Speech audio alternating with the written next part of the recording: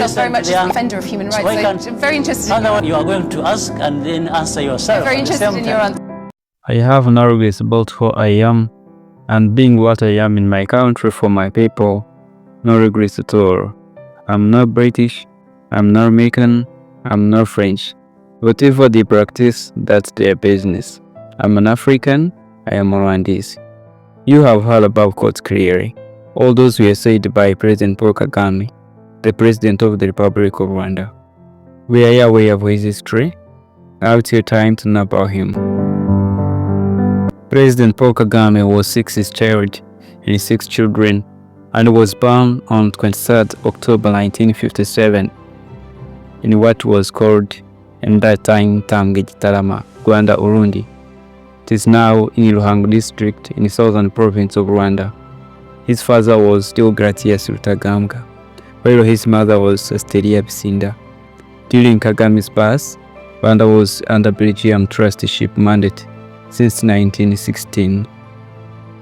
He was born when the uprising revolution against the kingship of King Mutara III Rudahigwa was ahead, which ended the monarchical leadership, and due to his family was categorized as Tutsi, and they were mostly targeted as they were connected to Tutsi elites according to the history. His family was forced to flee to Uganda in exile due to instabilities that led the loss of lives of many people based on their ethnic groups. This is how his family said to flee to Uganda. When they fled to Uganda, Kagame was 2 years old. Having reached there, Kagame started his primary education near the refugee camp of where him and other refugees were studying, even though it was not simple. At the age of 9 years old, he went to a respected school called the Rwengoro Primary School. He later attended Tali High School, which was also one of the respectful schools in Uganda at that time. One of the things made him to decline his academic performance, according to him, was the death of his father in the early 1970s and the departure of Rwigema to an unknown place. He was eventually suspended from Tale and completed his secondary studies at Old Kampala Secondary School. After completing his secondary in 1977 and 1978, he was welcomed by his former classmates' families, but upon arriving in Kigali, he contacted with his family members who were in Rwanda. In about 1979, Kagame and his friend Rwigema had later joined the armed base in Tanzania, and they fought in Museveni's rebel war, becoming senior Ugandan army officers after many military victories, led Museveni to the Ugandan presidency after defeating Idi Amin Dada. After Museveni's war of revolution, Mr. Fred Rwigema and his colleague Kagame formed the Rwanda Patriotic Front, RPF, with their team, and from there, they decided to organize themselves to return back to their country by military attack since peace methods had been failed. After a while, on 1st October 1990, the first attack the government of President Habyarimana was operated, led by Major General Fred Rwigema. It was called the Liberation War of 1990.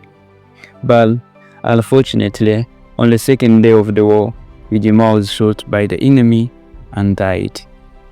During that time, Kagame was not available. He was in America studying, and he immediately came to take responsibilities that had been being occupied by Rwigema after his death. That's how President Paul Kagame took the responsibilities of being commander-in-chief during the War of the Liberation in 1990 to 1994.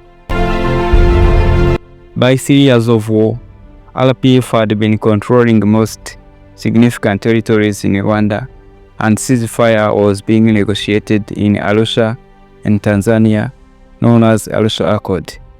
When they had been coming from signing the treaty on 6th April 1994, the presidential jet of President Habyarimana was crashed by until now an unknown individual, remained the one who bombed the jet. After the death of President Habyarimana, genocide again was open operated, and above a million both adults and young people were killed, and many fled the country. As military commander in that time, Major General Paul Kagame took responsibilities to rescue those ones who were being killed in genocide.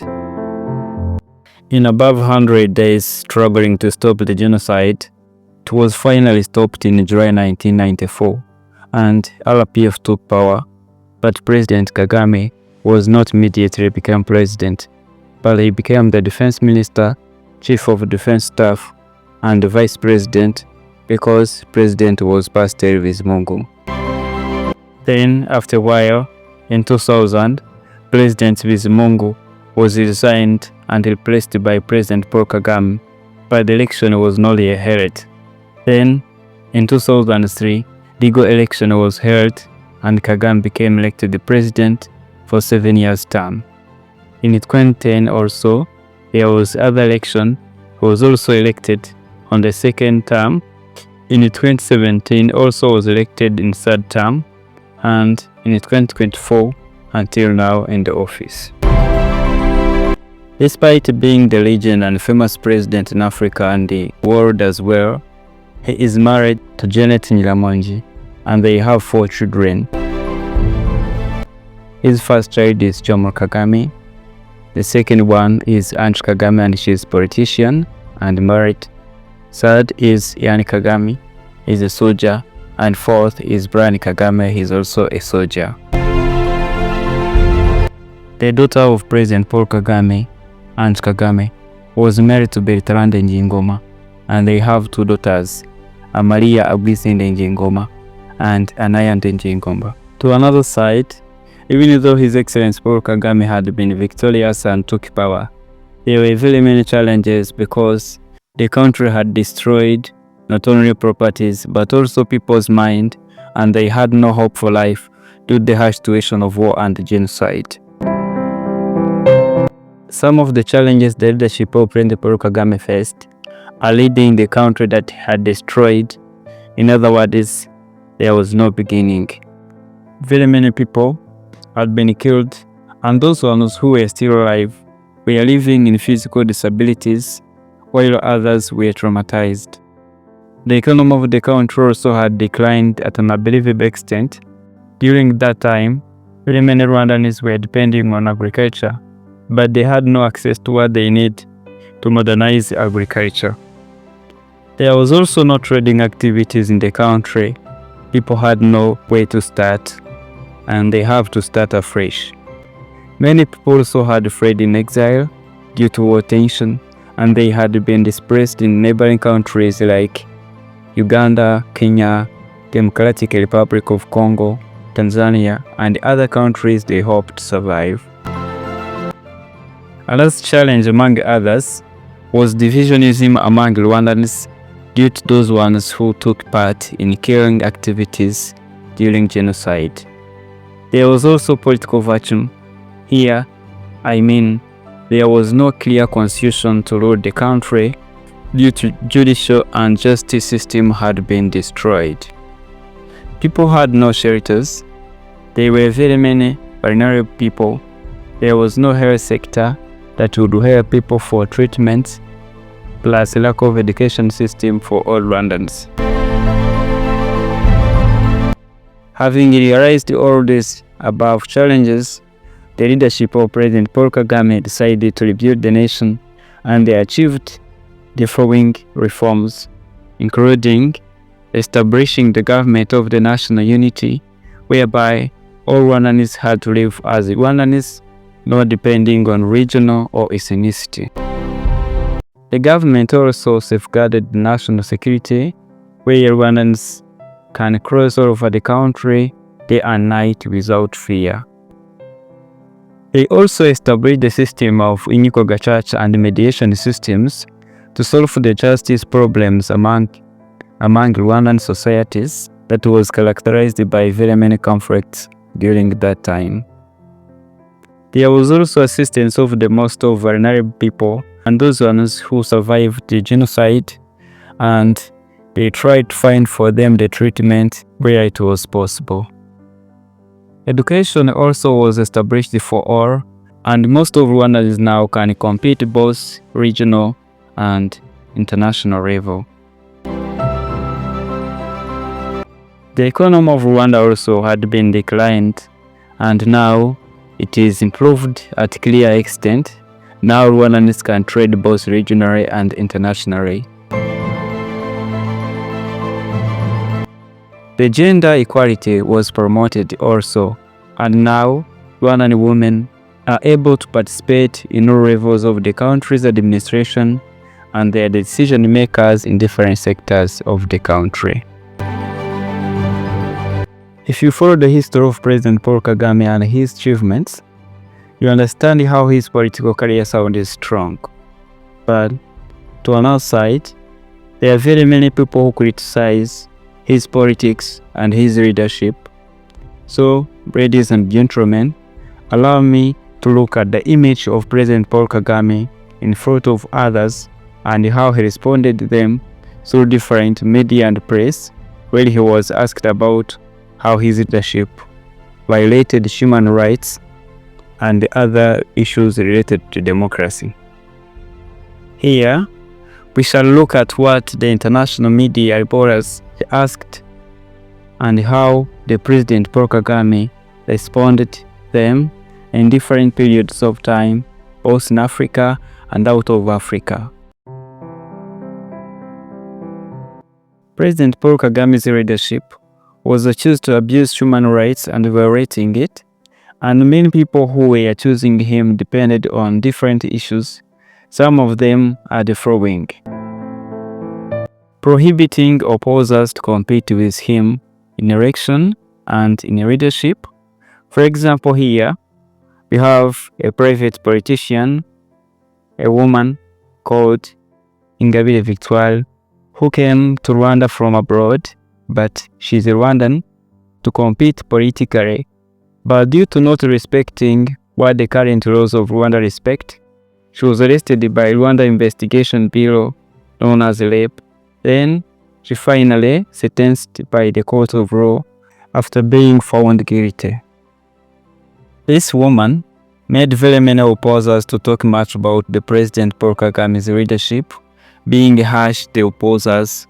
Even so, the judges decided according to how the laws of Rwanda should be, according to the reports that were delivered by the officials in charge of laws and order.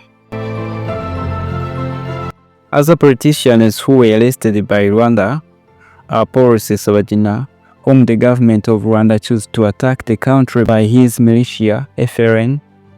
Another one whom was about to be arrested if he would have been caught is Kayumba Nyamwasa, but he was fled to South Africa and now may be currently living there in exile. This one was among of the generals of RDF, Rwanda Defense Force, the National Army of Rwanda, but according to the investigation, he was suspected and had to be followed by laws. The above we have talked about are the examples, but there are some others who were arrested by those ones in charge and officials in charge of keeping laws and order. They have told the media and those ones who were tried to ask that those ones who were arrested according to the laws of Rwanda and no one was caught by injustice. But the above cases were the cases of Rwandans against the President Paul Kagame's leadership. Let's look at the international level. To the international level, the International Organization of Human Rights accused Paul Kagame's leadership for not respecting human rights and violating it. To understand this, let's use this talk as a sample where President Paul Kagame was asked by the journalist about not respecting human rights, and look at what President Paul Kagame responded to her. Rights and a defender of human rights. So why can't you let me answer this? I'm very interested in Otherwise, your answer. you are going to ask and then answer yourself. I'm very interested in your answer. I'm giving you some context on why I'm asking. You're asking and giving answer at the same time. So please tell you really need to stop this superiority complex nonsense about human rights. You think you are the only ones who respect human rights, or others it's about violating human rights. No, we've fought for human rights and freedoms of our people much better and more than anyone, including you people who keep talking about this nonsense. Where we have taken our country from and where it is now speaks for itself. The rest of the story just comes from this complex. You don't start telling the others what to do, what they should not do, or that what they are doing is not to your satisfaction. Who are you? Well, I'm not sure if we're talking about me personally. Well, you are the one actually raising these questions. So I think you better interpret it properly so that it is well understood. Okay. I could see you asking questions in a manner that you want to influence the ones listening to us, but that's not correct. Okay. The criticism of the leadership of President Paul Kagame was not only about human rights and opposers. Also, he was criticized for taking a long time serving as president, hence by this accused for violating democracy. As all of us we know, world and West countries legal democracy for taking short period of time and give others time to read. So, by counting in the numbers the President Paul Kagame had been serving as president, he was found guilty for violating democracy. This was among the cases others criticized about Paul Kagame's leadership. Some people by this, they regard him as a dictator, but no matter what, all those ones who tried to ask him, he tried to explain and answer them diligently. Some understood, others not, but he answered them according to the history of Rwanda. The following are the answers of the President Paul Kagame about the democracy and other leadership issues, including in democracy. There's no democratically elected leader in a generally accepted democracy that has been in office as long as you. Democracy is not defined by the West. No. Right. You've always consistently refused this criticism on human rights, on a democracy that's not exactly a democracy, always saying this comes from the West or Western media or Western organization. Don't they have a point at all? Wouldn't I have a point if I criticized the Western democracy? Sure. Yeah. So what is the problem? If democracy is not going to be perfect anywhere, anyway, at all, as we have seen, as we always see, we see that, you know. What I don't like is just the hypocrisy. You are so deep in your own mess about democracy, and then you think you have authority to come and make criticisms about others, and even want that to have a consequence on them. It's just hypocrisy. And am I supposed to accept that? Because my party, any of these, myself, absolutely no. Government does not violate human rights. It's about building and developing our country. Thank you very much. My name is Ansoy from the BBC. I have a quick question for President Kagame. As chair of the Commonwealth, I wonder what your priority will be, especially in terms of upholding the values of democracy and human rights. Values. What values do you know, my dear sister, on behalf of BBC? So, I want to assure you, there is nobody in the BBC or anywhere else thereabout who would be holding values better than we do here in Rwanda. If you are to ask me, see, these people are saying, Rwanda, you are like this, you are like this. I say, okay, guilty as charged. You want me to show you what is worse these same people are accusing me are doing? That does not happen because of where I started from earlier. It's like, do as I say, don't do as I do. He was also criticized for destabilizing the Eastern Democratic Republic of Congo in the parts of Goma and Bukavu, accused for equipping armed forces of M23, equipping them and training them. Others also don't fear to say that the soldiers who are fighting are Rwandans. But the government of Rwanda refused all those accusations to provide any support, both equipment and training support to M23. The government of Rwanda and the President Paul Kagame refused, and every time they accused, the government of Rwanda strongly explained how they are not supporting M23 rebels. But even though the country of Rwanda had explained more about this case to the United Nations Organization and many European countries plus individuals on their own wronggo, continued to accuse the government of Rwanda for supporting M23.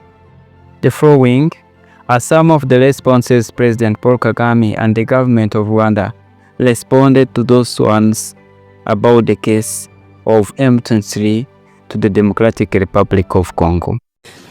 Thank you, Your Excellency. Amu Kanampili from AFP. My question is about the March 23 movement in Eastern DRC. Your government has previously denied backing the movement.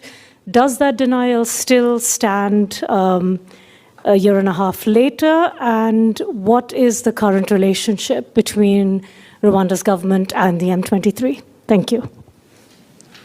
Well, those who accuse us, I would ask them why they actually don't support M23 themselves, including AFP, as a journalist. Why don't you support M23? Or why is the question, you support M23 or you don't support M23? First of all, what is M23?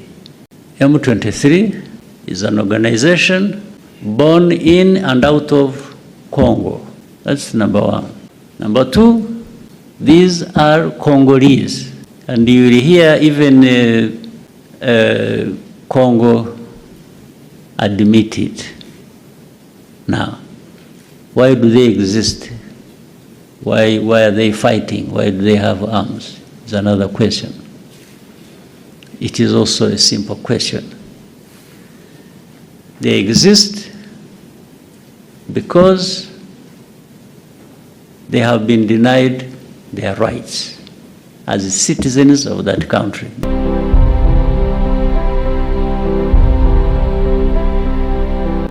Thank you for following us in this video.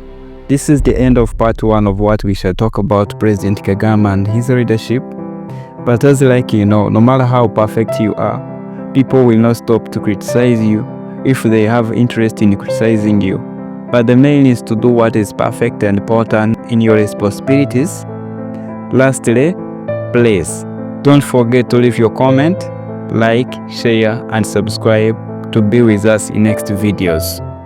You can also follow us on Instagram, X former Twitter, Facebook, Thread, TikTok, and you can also join our sub-channel to always receive updates via PPF TV1.